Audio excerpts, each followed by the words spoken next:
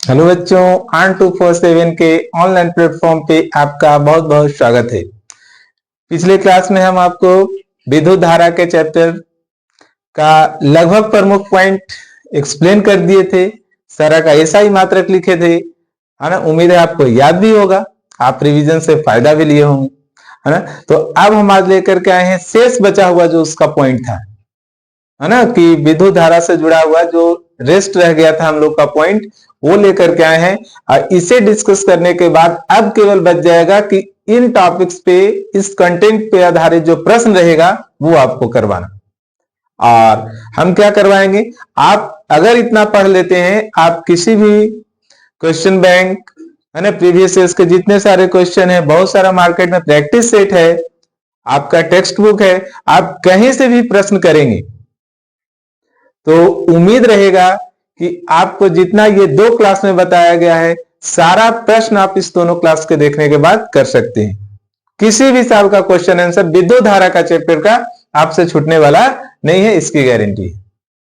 तो एक क्लास जिस तरह से आप देखे, दूसरा क्लास भी उसी तरह से देखिए। बिल्कुल वो पार्ट 1 है और ये है आपका पार्ट 2, विद्युत धारा पार्ट 2। तो आज हम लोग अब बचा हुआ पॉइंट लेकर के आए हैं, क्या तो वहां देखना है आपको। ये तो फर्स्ट है आपका चालक, है ना। चालक को कंडक्टर बोलेंगे, यानी चालक, कुचालक, अचालक दोनों एक है। चालक अलग है, कुचालक अचालक एक है। एक होता है अर्धचालक, एक होता है अतिचालक। ये पदार्थ है एक्चुअल, है ना, ये कोई नियम नहीं है। तो चालक शब्द बड़ा ऐसे लग रहा है, लेकिन चालक मतलब क्या, कि वैसा पदार्थ जिससे करंट पास कर सकता है ना, करंट जिसमें फ्लो कर सकता है, उस पदार्थ को हम लोग कहेंगे चालक। देखिए आपके घर में जो वायरिंग है ना, विद्युत धारा के लिए, तो वो जो तार लगा है, तो वो तार किसका होगा, है ना। आप उतना तो पहचानते होंगे धातु में, तो वो तार आपका होगा तांबा का, है ना। तो तांबा भी चालक है, तांबा से करंट पास हो रहा है। एल्यूमिनियम होगा, एल्यूमिनियम, एल्यूमिनियम से भी करंट पास करता है, लोहा से भी करंट पास करता है, चांदी से भी करंट पास करता है। तो ये सारे के सारे बहुत सारे हैं। हम लोग पढ़ते धातु अधातु में केमिस्ट्री में कि धातु विद्युत का सुचालक होता है। तो लगभग धातु, यानी सभी धातु कह लीजिए ना, किसी में कम है किसी में ज्यादा, सभी में करंट फ्लो करता है, तो सभी का सभी चालक है। तो अब इनमें भी सबसे अच्छा चालक कौन है, तो कहा जाता है सबसे अच्छा चालक है आपका कौन सा, चांदी। कहीं संकेत लिख करके दे देगा, कहीं चांदी लिख करके देगा, है ना। तो चांदी सबसे अच्छा विद्युत का चालक माना जाता है, सबसे ज्यादा करंट इसी से प्रवाहित होता है। अब इस पे क्वेश्चन भी रहता है कि चांदी विद्युत का सबसे अच्छा चालक क्यों माना जाता है। तो किसी भी चालक में ना, जितना ज्यादा मुक्त इलेक्ट्रॉन रहेगा, नंबर ऑफ फ्री इलेक्ट्रॉन्स जितना ज्यादा रहेंगे उसके अंदर, उतना अच्छा वो चालक माना जाता है। क्योंकि कि चालक के अंदर एक छोर से दूसरा छोर तक जो विद्युत आवेश ले जाने वाला है, वो और कोई नहीं है, मुक्त इलेक्ट्रॉन है। ये भी ऑब्जेक्टिव में आता है कि चालक में एक छोर से दूसरा छोर तक जो विद्युत आवेश को ले जाता है परिवहन करके, है ना, वो कौन होता है, तो वो होता है उसमें उपस्थित मुक्त इलेक्ट्रॉन। तो जितना ज्यादा मुक्त इलेक्ट्रॉन रहेगा उतना अच्छा चालक। तो चांदी के बारे में अगर आपसे पूछे कि चांदी को ही विद्युत का सबसे अच्छा चालक क्यों कहते हैं, तो हम लोग बोलेंगे कि चांदी में मुक्त इलेक्ट्रॉन की संख्या अन्य धातुओं के तुलना में अधिक होती है, इसलिए चांदी विद्युत का सबसे अच्छा चालक माना जाता है। साइंस में कोई भी फैक्ट रहता है, उसके पीछे कोई ना कोई कुछ कारण रहता है। तो चांदी सबसे अच्छा चालक है। और अचालक कुचालक की बात करेंगे तो जिसमें करंट पास नहीं करेगा, जैसे अधातु हो गए, है ना, सल्फर हो गया, कोई प्लास्टिक का वस्तु हो गया, इससे भी करंट जो है सो पास नहीं करेगा। सूखी लकड़ी हो गई, इससे भी करंट पास नहीं होगा। तो जिससे करंट पास नहीं होगा वो कुचालक है या अचालक है। और जितने अधातु है सब कुचालक है, एक्सेप्ट किसको, ग्रेफाइट को, जो पेंसिल में रहता है। ये साइंस पढ़ा रहे थे केमिस्ट्री, तो उसमें बताए होंगे, है ना, कि अधातु विद्युत के कुचालक होते हैं। अपवाद में था ग्रेफाइट, ठीक है। फिर है अर्धचालक। तो चालक और अर्ध कुचालक के बीच वाला जो प्रॉपर्टी वाला तत्व है ना, पदार्थ है, उसे हम लोग कहते हैं अर्धचालक। सेमीकंडक्टर, इसमें करंट कुछ पार्ट फ्लो करेगा, कुछ नहीं करेगा, तो इसे अर्धचालक नाम पड़ गया। अर्धचालक में 2 आपका सबसे महत्वपूर्ण है और हमेशा एग्जाम में आता है, चाहे वो संकेत से आएगा, नहीं तो लिख करके आएगा। एक है सिलिकॉन और एक है आपका जर्मेनियम, है ना। एक है सिलिकॉन और दूसरा है आपका जर्मेनियम। इसका मेमोरी चिप में इस्तेमाल होता है ना, कंप्यूटर में या मोबाइल में जो रहता है उसमें लोग इसका इस्तेमाल करते हैं। और सोलर से जो सोलर है हमारा सोलर पैनल, उसमें भी सिलिकॉन का इस्तेमाल होता है। समझ गए, तो मेमोरी चिप यहां लिख दी। तो ये हो गया आपका चालक, अचालक, अर्धचालक पदार्थ है बिल्कुल।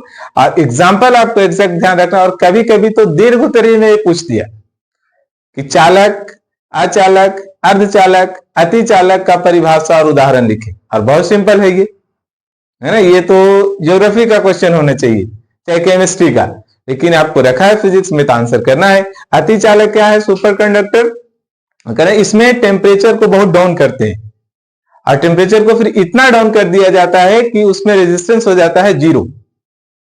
और रेजिस्टेंस कमेगा तो करंट का फ्लो बढ़ेगा, है ना। इसमें बहुत ज्यादा करंट फ्लो करता है, इसीलिए इसका नाम है अतिचालक। क्लियर है। अब देखेंगे प्रतिरोध। ये क्या है? प्रतिरोध, रेजिस्टेंस आर से सूचित करेंगे। ये महत्वपूर्ण है, ये महत्वपूर्ण है, इसे जानना बहुत जरूरी है। और इससे रिलेटेड कई सारे प्रश्न आते हैं और कई पॉइंट्स अलग से बनता है। तो प्रतिरोध मतलब अवरोध समझते होंगे आप लोग, आपके पढ़ाई में भी बहुत सारा अवरोध होगा, क्रिकेट होगा, मोबाइल होगा, कोई और गेम होगा, कुछ लोग होंगे, जो रुकावट डाले वो अवरोध। तो यहां किसमें रुकावट डालने की बात हो रही है? यहां जब चालक में करंट फ्लो कर रहा है तो जिस कारण से, जो कारण करंट के फ्लो को रोकता है, उसके रास्ते में अवरोध उत्पन्न करता है, उसे हम लोग प्रतिरोध कहते हैं। जो करंट के फ्लो को डिस्टर्ब करे, अवरोध करे, उसे हम लोग क्या बोलेंगे? प्रतिरोध बोलेंगे। तो देखिए प्रतिरोध, प्रतिरोध का अब यहां से आ जाएगा, ये चूंकि परिभाषा है, नियम है, तो एसआई मात्रक की बात करेंगे तो इसका एसआई मात्रक हो जाएगा ओम। ऐसे रहता है सिंबल, समझ गए। आर अगर आपको निकालना है ना, प्रतिरोध में कभी ओम का नियम बताएंगे तो वहां पर भी आपको बताया जाएगा कि आर अगर आपको निकालना है ना, तो वहां भी समानुपाती आई आर होता है। तो आर अगर निकालने का बात आएगा, ऐसे बनता है भी समानुपाती आई आर, ओम का नियम में। तो यहां से आर जब निकालने की बात आएगी तो क्या हो जाएगा? समानुपाती भी बराबर हो, आर बराबर हो जाएगा भी बटा में आई, है ना। निकालना रहेगा ओम का नियम। बोले क्या? एक स्पेशल क्लास नियम के लिए आएगा जिसमें सारा फिजिक्स का नियम होगा एक साथ, बिल्कुल, है ना। चैप्टर अलग अलग सारे, जो लाइट का कुछ नियम, कुछ magnetic effect of electric current यानी विद्युत धारा का चुंबकीय प्रभाव वाला नियम, कुछ विद्युत धारा का नियम, और रेले का नियम भी पढ़ेंगे हम लोग, जो मानव नेत्र वाला में प्रिज्म के बारे में हम लोग पढ़ते हैं, तरंग दैर्ध्य से जुड़ा हुआ। तो सारा नियम को कंबाइन करेंगे। उम्मीद है उस तरह का क्लास नहीं होगा आपके पास कहीं यूट्यूब पे, है ना। सारा एक ही नियम एक ही क्लास में, ठीक है। देखिए तो एसआई मात्रक इसका हो गया ओम। फॉर्मूला निकालने का आर बराबर भी बटा में आई। अब होता है प्रतिरोधों का समूहन। आप समूहन या और क्या कर सकते हैं, मतलब एक में जोड़ना है। तो एक तो डायरेक्ट प्रश्न ऐसे कि प्रतिरोधों का समूहन क्या है, संयोजन कैसे पढ़ते थे केमिस्ट्री में कि जोड़ना। तो समूहन मतलब क्या? समूह बनाना। और किसकी समूह की बात कर रहा है? प्रतिरोध को। तो क्या बोलेंगे? विभिन्न प्रतिरोधों को एक साथ जोड़ना कहलाता है प्रतिरोधों का समूहन। जैसे ये है, इसे हम ऐसे जोड़ते जाएं, है ना, तो ये क्या हुआ? समूह बना। तो प्रतिरोधों के एक साथ जोड़ने का जो काम होगा वो कहलाएगा प्रतिरोधों का समूहन। ये कितने प्रकार से होता है ये भी पूछता है। तो प्रतिरोधों का समूहन दो प्रकार से होता है ना। कितने प्रकार से? दो प्रकार से। एक है समांतर क्रम समूहन, दूसरा है श्रेणी क्रम समूहन, है ना। एक है समांतर क्रम समूहन, दूसरा है श्रेणी क्रम।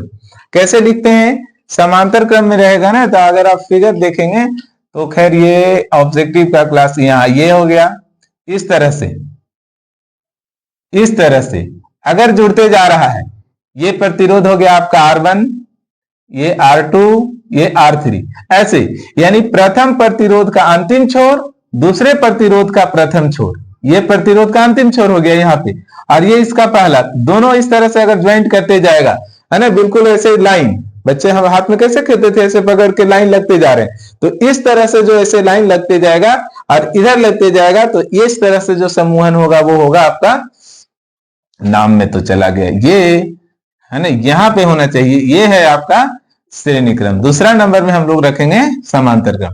तो समांतर क्रम में क्या होगा आपका कि वो बताएंगे अभी। श्रेणी क्रम में क्या है कि जैसे लगातार जुड़ते जाएगा तो ये हो जाएगा आपका श्रेणी क्रम। समांतर क्रम क्या होगा, देखिए ये भी समझ लेना है, फिगर से ही आपको क्लियर है। फिजिक्स में फिगर और एसआई मात्रक अत्यंत महत्वपूर्ण। ये इस तरह से देखिए जुड़े, R1, R2, R3, ये है समांतर क्रम समूह, है ना, पैरेलल ऐसे 1 2 3 इस तरह से अगर जुड़ा हुआ है तो समांतर क्रम, और अगर ऐसे जुड़ा हुआ है एक लाइन में, ये हो गया आपका श्रेणी क्रम। उम्मीद है समझ गए। इसका फॉर्मूला भी आता है कि अगर श्रेणी क्रम में आपको निकालना होगा तो R बराबर सिंपल करेंगे R1 प्लस में R2 प्लस में R3। अगर यहां समांतर क्रम में निकालना होगा तो 1/R1 प्लस 1/R2 प्लस 1 में R3। ये रिलेशन सिद्ध करके ही बताया जाता है, प्रूफ भी किए हैं, है ना। दीर्घ में पूछता है कि समांतर क्रम में सिद्ध करें कि 1/R बराबर 1/R1 प्लस में 1/R2 प्लस में 1 में R3। ये दिखाना है आपको सिद्ध करके, है ना। तो इसको भी आप ध्यान रखेंगे, और इससे नॉमिकल भी आता है ना। ध्यान रखेंगे कि इसमें नॉमिकल कैसे बनेगा, हम लेकर के आएंगे क्लासेस पे। अब है विद्युत शक्ति, इससे भी महत्वपूर्ण प्रश्न विद्युत शक्ति। विद्युत शक्ति क्या है कि 1 सेकेंड में कोई उपकरण जितना विद्युतीय ऊर्जा को वो खपत करता है वो उसका कहलाता है विद्युत शक्ति। विद्युत शक्ति निकालने का आपके पास फॉर्मूला भी हो सकता है, यहां पे लिख सकते हैं हम विद्युत शक्ति का फॉर्मूला कि एक तो होगा P बराबर V गुना में I, है ना। फिर आपका हो जाएगा I स्क्वायर R, ये ऑब्जेक्टिव में इस तरह से आता है, और एक आपका होता है V स्क्वायर बटा में R। ये फॉर्मूला, तीनों फॉर्मूला। वहां पे क्या कहेगा कि इनमें विद्युत शक्ति को कौन निरूपित करता है और कौन निरूपित नहीं कर सकता है। कहीं कहीं ऐसे भी लिख देगा I स्क्वायर बटा में R, ये नहीं करता है। ये तीनों फॉर्मूला विद्युत शक्ति निकालने का है। P बराबर V गुना में I, जहां V विभवांतर है, I विद्युत धारा है। अगर प्रतिरोध और विद्युत धारा आपके पास है तो वहां से भी निकल सकता है कि विद्युत धारा का स्क्वायर गुने में प्रतिरोध। अगर विभवांतर और प्रतिरोध भी आपके पास है, ये नहीं है ना, तो ये V स्क्वायर बटा में R, ये हो सकता है आपके पास। तो इस तरह से आप ध्यान रखेंगे। फिर उसके बाद है इसका SI मात्रक। हाँ सर, लिख ही देते हैं। विद्युत शक्ति का SI मात्रक वाट होता है, वाट भी होता है विद्युत शक्ति का। यहां भी देखो विद्युत शक्ति P से सूचित करेंगे, है ना। फॉर्मूला आपने देखा। इसका SI मात्रक की बात करेंगे तो SI मात्रक इसका होगा वाट, किलोवाट भी होगा, है ना। और 1 हॉर्स पावर होता है 1 HP, ये आप याद किए होंगे 746 वाट, है ना। ये भी SI मात्रक है इसका, तो ये ध्यान रखेंगे। ये पूछते रहता है किलोवाट भी है। किलोवाट घंटा अगर आ जाता है तो वो विद्युत ऊर्जा का मात्रक होगा, है ना। किलोवाट घंटा अगर आ जाता है तो वो आपका जो मात्रक होगा विद्युत ऊर्जा का होगा। यहाँ पे है जगह, लिख देते हैं, है ना, विद्युत ऊर्जा का। जैसे 1 किलोवाट घंटा बराबर होता है 1 यूनिट, ये भी याद रखना है, ये भी पूछते रहता है। 1 किलोवाट घंटा बराबर 1 यूनिट। किलोवाट को कभी कभी जूल में पूछता है, तो 1 किलोवाट मतलब कितना वाट, 1000 वाट। और 1 घंटा बराबर कितना सेकेंड, 3600 सेकेंड। तो इसे फिर लिखा जाता है इस तरह से 36 गुने 10 पर पावर 5। डिटेल से बताएं आपको, आप पॉइंट में लेके आ जाता है 3.6 गुने, ये वहां पे डेसिमल अगर लेके आएंगे तो 1 जीरो बढ़ेगा तो 10 पर पावर 6 जूल।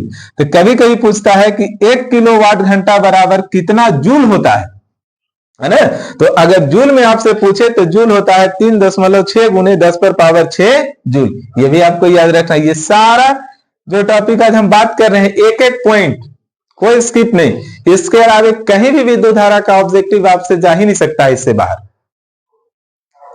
अगर आप ध्यान से इसे कंप्लीट करते हैं और पूरा देख लेते हैं तो ये हो गया आपके पास कि 1 किलोवाट घंटा में कितना जूल होता है, 1 एचपी में कितना वाट होता है, 746 वाट होता है। किलोवाट और वाट किसका ऐसा ही मात्रक है, विद्युत शक्ति का, लेकिन जैसे किलोवाट घंटा आ जाएगा तो ये हो जाएगा विद्युत ऊर्जा का, है ना। किसका मात्रक हो जाएगा, विद्युत ऊर्जा का ऐसा ही मात्रक हो जाएगा, ये बात याद रखेंगे। फिर एक हम यहाँ पे लिख दिए थे विद्युत तापीय अवयव। तो कुछ उपकरण ऐसे हैं ना जो विद्युत धारा के उष्मीय प्रभाव पे काम करते हैं। जब जूल का नियम बताएंगे तो वहां आपको बता दें Q बराबर आई स्क्वायर आर टी, प्रूव करके भी दिखाएंगे आपको। तो कुछ उपकरण है कि विद्युत धारा के उष्मीय प्रभाव पे काम करते हैं, यानी आप उसमें देंगे विद्युत ऊर्जा, आपको प्राप्त होगा उष्मा ऊर्जा। Energy can nether be created not be destroyed, 9th class में आप थ्योरी पढ़ चुके हैं ऊर्जा संरक्षण का सिद्धांत में। तो आप उसमें देंगे विद्युत ऊर्जा, आपको मिलेगा उष्मा ऊर्जा। तो ऐसा कौन सा उपकरण है, आपके घरों का विद्युत हीटर, आप उसमें दे रहे हैं विद्युत ऊर्जा और वहां से प्राप्त हो रहा है आपको उष्मा ऊर्जा। वो बल्ब जो आता था पीला वाला, है ना, बल्ब फिलामेंट जिसमें बना होता है टंगस्टन का फिलामेंट, जो जिसका मेल्टिंग पॉइंट बहुत हाई होता है, तो उस बल्ब में भी क्या है, आप उसमें देंगे विद्युत ऊर्जा, तो प्रकाश ऊर्जा तो मिलेगा ही, साथ साथ आप उस बल्ब को टच जब करते थे ना, वो ट्रांसपेरेंट वाला बल्ब है ना, तो वो हीट हो जाता था, यानी उष्मा ऊर्जा भी उससे प्राप्त होता है। पानी गर्म करने वाला है, विद्युत इस्त्री है जिससे कपड़ा आयरन किया जाता है, वो भी विद्युत ऊर्जा, ये विद्युत धारा के उष्मीय प्रभाव पे काम करता है। विद्युत फ्यूज है ना, विद्युत फ्यूज जो अति भारण और लघु पतन से उपकरण को क्या करता है, बचाता है। विद्युत फ्यूज एक्चुअल में ना ये सीसा और टीन के मिश्रण से बना होता है, सीसा और टीन के मिश्रण से बना होता है, जिसका गलनांक बहुत कम होता है। घर में भी आपका लगा होगा बोर्ड में, है ना, निकाले से डिस्कनेक्ट हो जाता है पूरा। तो ये विद्युत फ्यूज है आपका। वो जो टंगस्टन का बना होता है, कहां, विद्युत बल्ब का जो फिलामेंट होता है ना, जगह कम है यहाँ पे, लेकिन इसी में लिखेंगे आप, चूंकि इसका स्क्रीनशॉट लेंगे।